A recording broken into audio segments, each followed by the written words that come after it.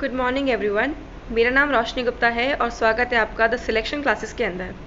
आज हम 23 सितंबर 2023 के इम्पॉर्टेंट करंट अफेयर एमसीक्यूज़ को डिस्कस करने जा रहे हैं। ये क्लास बाइलिंगुअल है, जिसमें आपको क्वेश्चन हिंदी और इंग्लिश दोनों फॉर्मेट में मिलेंगे, जिन्हें UPSC, UPPCS, other state PCS and one day exams के लिए सेट किया गया है। क्लास के एंड में आपको एक प्रैक्टिस क्वेश्चन दिया जाता है, जिसका आपको डिस्कशन या आपको आंसर हमारे कमेंट बॉक्स में करना होता है और उस क्वेश्चन का आंसर हम अपनी आने वाली वीडियोस में प्रोवाइड करते हैं। तो क्लास की पीपीटी आपको या फिर क्लास का जो ये पीडीएफ है आपको हमारे टेलीग्राम चैनल से मिल जाएगा, जिससे आप जुड़ सकते हैं और हमारे चैनल को सब्सक्राइब कर सकते हैं। इस वीडियो को शेयर और लाइक भी कर सकते हैं, ठीक है। अगर आपको हमारा कंटेंट अच्छा लगता है तो डेफिनेटली आप इसको शेयर कर सकते हैं। और चलो बढ़ते हैं अपने आज की क्लास की तरफ। बेसिकली ये क्लास एक शॉर्ट क्लासेस होती हैं, जिसके अंदर हम पूरे दिन के इम्पॉर्टेंट करंट अफेयर को डिफरेंट सोर्सेज से कलेक्ट करके प्रस्तुत करते हैं आपके सामने, ठीक है। तो हमारा आज का पहला क्वेश्चन नहीं देखते, उसके पहले हम देख लेते हैं हमारा आज का पहला प्रैक्टिस क्वेश्चन जो हमने प्रीवियस क्लास में आपको दिया था, ठीक है। तो आज का जो प्रैक्टिस क्वेश्चन था वो था प्रीवियस क्लास का, ग्लोबल पीस इंडेक्स 2023 में भारत की रैंकिंग क्या है। What is India's rank in the Global Peace Index 2023? Options are 126, 16, 116, 102, ठीक है। तो उसका आंसर है 126 ए, ठीक है। इंडिया की रैंक क्या है, 126 है इन ग्लोबल पीस इंडेक्स 2023 के अंदर। ये इंडेक्स के क्वेश्चन हर बार एग्जाम्स में बनते हैं, क्योंकि बहुत ही इंपॉर्टेंट एस्पेक्ट होता है किसी भी एग्जाम के लिए, ठीक है। तो हमारा जो पीस इंडेक्स है उसके अंदर इंडिया को क्या रैंक मिली है, 126वां स्थान भारत ने प्राप्त किया है। तो हम इसका डिटेल डिस्कशन देख लेते हैं कि हाल ही में जारी किए गए वैश्विक शांति सूचकांक ग्लोबल पीस इंडेक्स 2023 के अनुसार भारत ने 2.314 स्कोर के साथ 163 देशों में से 126वां स्थान हासिल किया है, जबकि वर्ष 2022 में भारत की रैंकिंग 128वीं थी, ठीक है। यानी इसमें सुधार आया है, दो पदों का सुधार आया है। पहले 128 था और अब 126 हो गया है।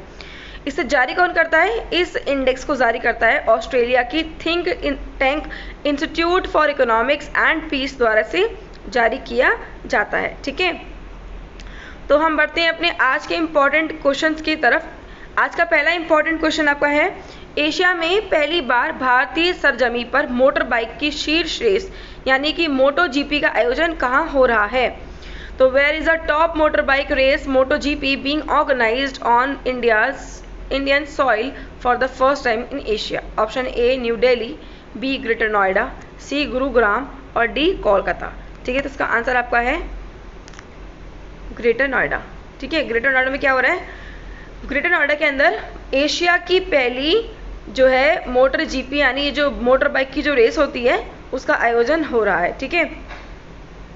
एशिया में पहली बार भारतीय सरजमी पर motor bike race moto GP का आयोजन हो रहा है। ये ग्रेटर नोएडा के बुद्ध इंटरनेशनल सर्किट में 22 से 24 सितंबर के बीच में होगा, ठीक है। तो इसमें जो रेस है ये 3 प्रकार की रेसें होती हैं, जिसमें पहला मोटो जीपी होता है, दूसरा मोटो 2 होता है और तीसरा मोटो 3 होता है, ठीक है।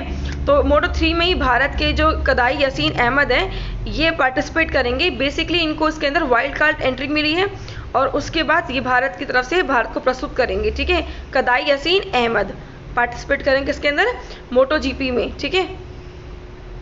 क्वेश्चन नंबर सेकंड है, नॉर्मन ई बोरलॉग पुरस्कार से किसको सम्मानित किया गया है। तो नॉर्मन ई बोरलॉग जो है अवार्ड किसे मिला है। Option A Harishchandra, B Swati Nayak, C Pragyan और डी निर्मला ठाकुर, ठीक है। तो उसका आंसर आपका है स्वाति नायक। स्वाति नायक को क्या मिला है, स्वाति नायक को मिला है आपका नॉर्मन ई बोरलॉग पुरस्कार, ठीक है।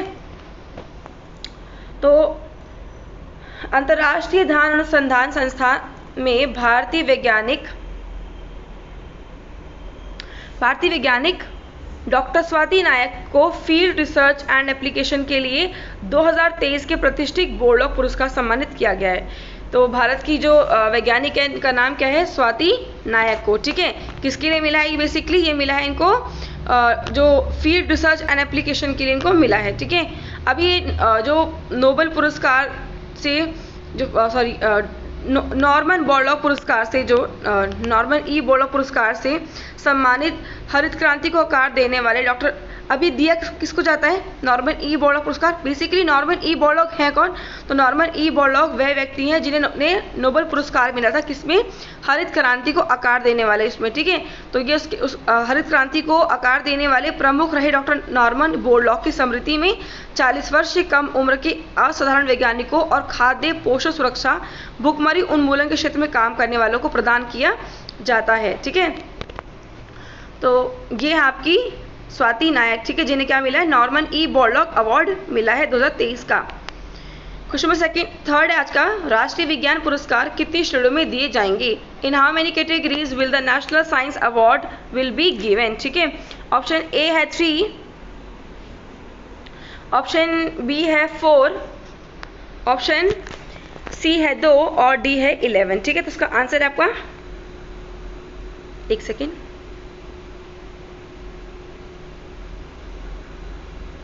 ठीक है, 4 श्रेणियों में दिए जाएंगे। तो ये 4 श्रेणियाँ कौन कौन सी हैं?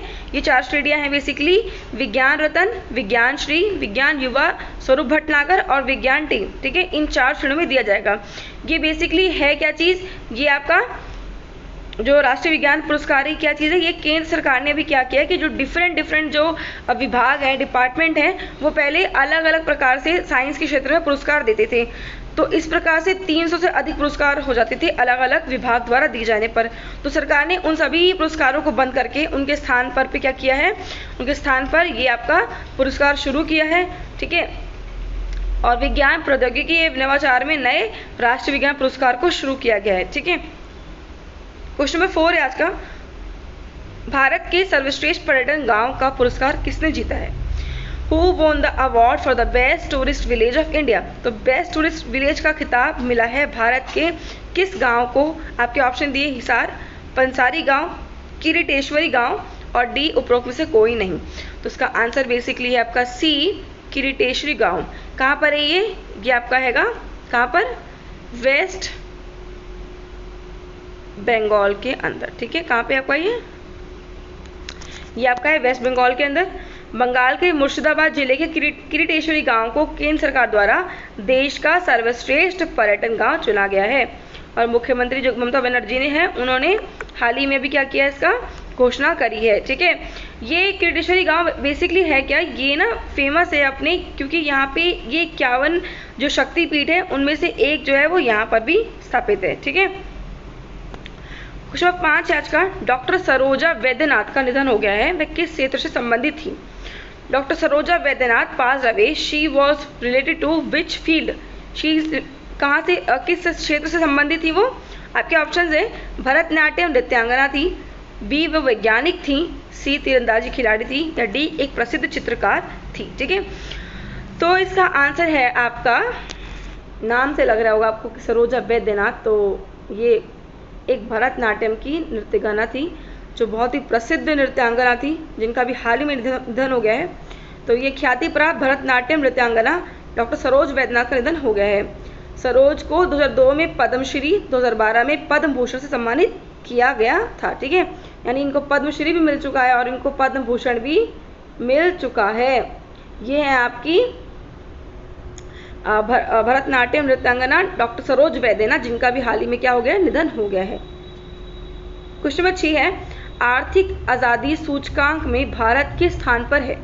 Where is India in the economic freedom index? देखो क्या होता है ना कि जब जितने भी अभी हाल ही में जितने भी ए इंडेक्सेस आएंगे, जब वो पूरे कंप्लीट हो जाएंगे तो मैं उनकी एक कंप्लीट वीडियो बना दूंगी, जहाँ पे सारे के सारे जितने भी इंपॉर्टेंट इंडेक्सेस होंगे और इसमें इंडिया की रैंक और वर्ल्ड में जो टॉप पे रैंक रहे हैं वो मैं डिस्कस करके एक वीडियो बना दूंगी, ठीक है। अभी क्या हो रहा है कि अभी धीरे धीरे सारे जो अवार्ड्स हैं, जो रैंकिंग है, जो इंडेक्सेस हैं, वो भी आ रहे हैं, ठीक है। तो मैं अभी अलग अलग 2022 का या 23 का पुराना या अब मिला करके बनाऊँ तो कोई फ़ायदा नहीं उसका।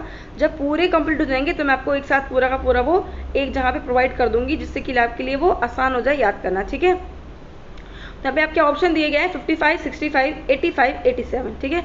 तो क्या रैंकिंग है इंडिया की किसके अंदर? आपकी द इकोनॉमिक फ्रीडम इंडेक्स के अंदर इंडिया की रैंकिंग है आपकी D 87, ठीक है। क्या है? 87 रैंक है इंडिया को। 87 रैंक मिला है किसके अंदर आपका, ये India in the economic freedom index के अंदर।